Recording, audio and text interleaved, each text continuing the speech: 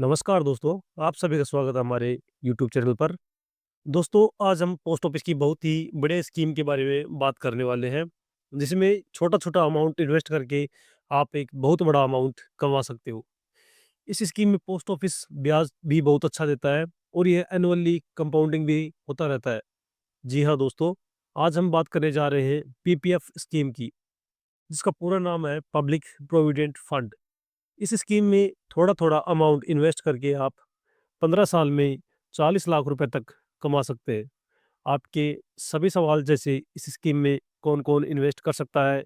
इस स्कीम में कम से कम और ज़्यादा से ज़्यादा कितना अमाउंट इन्वेस्ट कर सकते हैं? इसका मैच्योरिटी पीरियड कितना है? इस पर कितना ब्याज मिलता है? यह स्कीम कहाँ-कहाँ खोल सकते हैं? इनकम टैक्स से संबंधित क्या-क्या फ़ायदे इसमें मिलते हैं? क्या इसमें प्री मैच्योर क्लोज़र की सुविधा भी है? अगर आप अंत तक हमारी वीडियो में बने रहते हैं, तो आज आपको आपके सभी इन सवालों का जवाब आपको मिल जाएगा। इसलिए वीडियो को बिल्कुल भी स्किप ना करें। लेकिन इससे पहले अगर आपने हमारे चैनल को सब्सक्राइब नहीं किया है, तो चैनल को सब्सक्राइब ज़रूर कर लें। तो चलिए दोस्तों, फटाफट से शुरू करते हैं। अगर हम इस स्कीम में अकाउंट ओपनिंग की बात करते हैं, तो कोई भी भारतीय नागरिक इस योजना में निवेश कर सकता है। लेकिन यदि कोई एनआरआई है, तो वह इस योजना में निवेश नहीं कर सकता है। इस स्कीम में माइनर एवं एडल्ट दोनों अपना अकाउंट खुलवा सकते हैं। यानी कि अगर आपकी उम्र 18 वर्ष से ज़्यादा या कम है, तो भी आप अपना अकाउंट इस योजना में खुलवा सकते हो। लेकिन अगर आपकी उम्र 18 वर्ष से कम है, तो आप अपने अभिभावक के साथ मिलकर अकाउंट खुलवा सकते हो। एक आदमी केवल एक ही अकाउंट खुलवा सकता है। जब एक अकाउंट मैच्योर होकर क्लोज हो जाएगा, तभी आप दूसरा अकाउंट खुलवा सकते हैं। ऐसा नहीं हो सकता है कि आपका एक अकाउंट पोस्ट ऑफिस में चल रहा है और इसके साथ दूसरा अकाउंट बैंक में खुलवाना चाहें, तो ऐसा नहीं हो सकता है। एक व्यक्ति केवल एक ही अकाउंट खुलवा सकता है। पीपीएफ स्कीम का अकाउंट आप पोस्ट ऑफिस और बैंक दोनों में खुलवा सकते हैं। यदि आपका बैंक नेट बैंकिंग की सुविधा देता है, तो आप ऑनलाइन भी अपना अकाउंट खुलवा सकते हो। इस स्कीम में केवल सिंगल अकाउंट ओपनिंग की सुविधा है। आप इसमें जॉइंट अकाउंट नहीं खुलवा सकते हो। अगर आप अपना या अपनी वाइफ का अकाउंट खुलवाना चाहते हैं, तो दोनों का अलग-अलग अकाउंट खुलवा सकते हैं, लेकिन जॉइंट अकाउंट नहीं खुलवा सकते हैं। अब हम बात करते हैं इस स्कीम में मिनिमम कितना अमाउंट और मैक्सिमम कितना अमाउंट जमा कर सकते हैं। मिनिमम की अगर हम बात करें, तो एक फाइनेंस ईयर में आपको कम से कम 500 रुपए जमा करने होते हैं और अधिकतम 1.5 लाख रुपए आप इसमें जमा कर सकते हो। अगर आप लगातार 2 सालों तक अपना मिनिमम अमाउंट 500 रुपए अपने अकाउंट में जमा नहीं करवाते हो, तो आपका अकाउंट बंद कर दिया जाता है। अगर आप इसे दोबारा स्टार्ट करवाना चाहते हो, तो 2 साल का अमाउंट 500 के हिसाब से 1000 रुपए और लेट फीस के रूप में 1 साल का 50 रुपए, तो 2 साल का हुआ 100 रुपए, यानी कि कुल 1100 रुपए आपको जमा कराने होते हैं। 1100 रुपए में से 1000 रुपए आपके अकाउंट में जमा हो जाते हैं और 100 रुपए लेट फीस का चार्ज होता है। इस प्रकार आपने पीपीएफ अकाउंट की मिनिमम और मैक्सिमम अकाउंट डिपॉजिट लिमिट जान ली है। अब हम बात करते हैं यह अमाउंट हम पीपीएफ अकाउंट में जमा कराते हैं, उसके ऊपर हमें ट्रिपल पी के रूप में प्रॉफ़िट मिलता है। यानी कि जो अमाउंट हम पीपीएफ में जमा कर रहे हैं, उसके ऊपर हमें एटीसी के अंतर्गत टैक्स रिबेट मिलता है। यानी कि अगर आप 1 साल का 12 लाख रुपए कमा रही हैं और पीपीएफ में 1.5 लाख रुपए जमा करा रहे हो, तो आपकी टोटल इनकम साढ़े 10 लाख रुपए गिनी जाएगी और जो 1.5 लाख रुपए आप पीपीएफ में कम जमा करवाया है, उसे कंप्लीटली टैक्स फ्री माना जाता है। दूसरा पी का मतलब है जो हर साल आप इंटरेस्ट गेन मिलता है, जो ब्याज हमें मिलता है, वह भी टैक्स फ्री होता है। और तीसरे पी का मतलब है 15 साल के बाद जितना भी टोटल अमाउंट हमें मिलता है, ब्याज प्लस मूल अमाउंट, वह पूरा का पूरा टैक्स फ्री होता है। इस प्रकार हमें ट्रिपल पी के रूप में पीपीएफ अकाउंट से बेनिफिट मिलता है। अब हम बात करते हैं कि पीपीएफ अकाउंट पर कितना ब्याज मिलता है।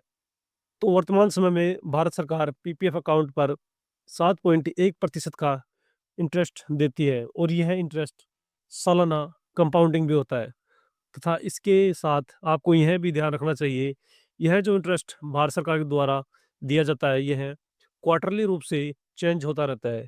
इनकी हर 3 महीने के बाद इंटरेस्ट रिवाइज़ होता है। वह पूरा ब्याज हमें एक फाइनेंशियल ईयर पूरा खत्म होने के बाद 31 मार्च को हमारे अकाउंट में डाल दिया जाता है।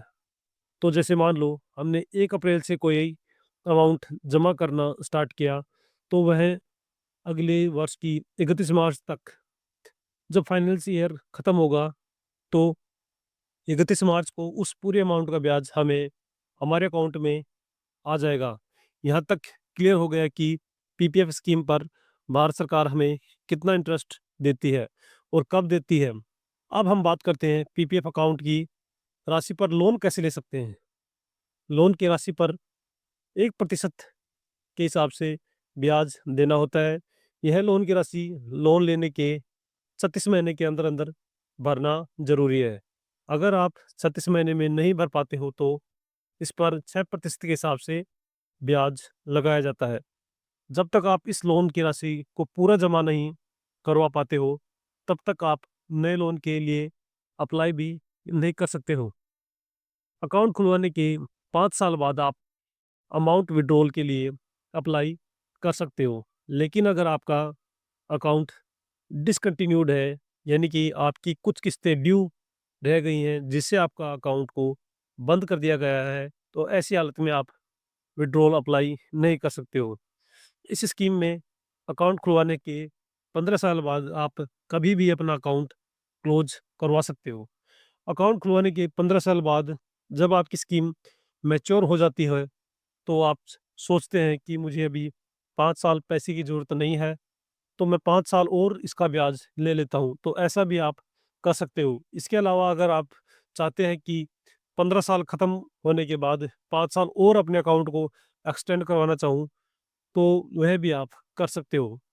लगातार 5 साल और पैसा जमा करा सकते हो। इस स्कीम में प्री मैच्योर अकाउंट क्लोज़र की भी सुविधा उपलब्ध है। लेकिन जब आपका अकाउंट खुलवाते हैं उससे 5 साल बाद, लेकिन यह 5 साल कंप्लीट फाइनेंशियल ईयर होना चाहिए। जैसे मान लो अगर आपने जुलाई में अपना अकाउंट खुलवाया है, तो जुलाई से लेकर मार्च तक का पीरियड इसमें काउंट नहीं होगा। यह आपका 0 वर्ष में गिना जाएगा।